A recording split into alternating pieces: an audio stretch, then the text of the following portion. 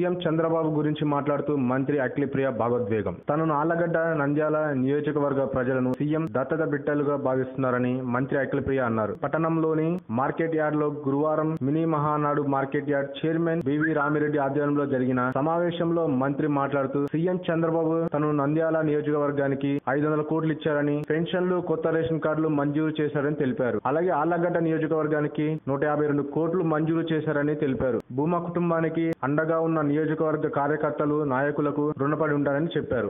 భూమా నాగిరెడ్డికి మంత్రి పదవి ఇవ్వాలనుకున్న తరుణంలోనే చనిపోవడంతో సీఎం చంద్రబాబు నాయుడు ఆ పదవి తనకిచ్చి దత్తత పుత్రిక తీసుకున్నారని అన్నారు. ఈ ఆదరణ తను మరవలేనని చెప్పుకొచ్చింది. నంద్యాల నియోజకవర్గం ఇన్ఛార్జ్ భూమా బ్రహ్మానందరెడ్డి మాట్లాడుతూ మినీ మహానాడు కార్యక్రమాన్ని దిగవంత నేత ఎన్టీ రామారావు ఏర్పాటు చేశారని గుర్తు చేశారు. నాయకులకు, కార్యకర్తలకు ప్రజలు ఎల్లవెల్ల అందుబాటులో ఉంటూ సమస్యలు పరిష్కరిస్తామని తెలిపారు. For more videos, please subscribe our channel.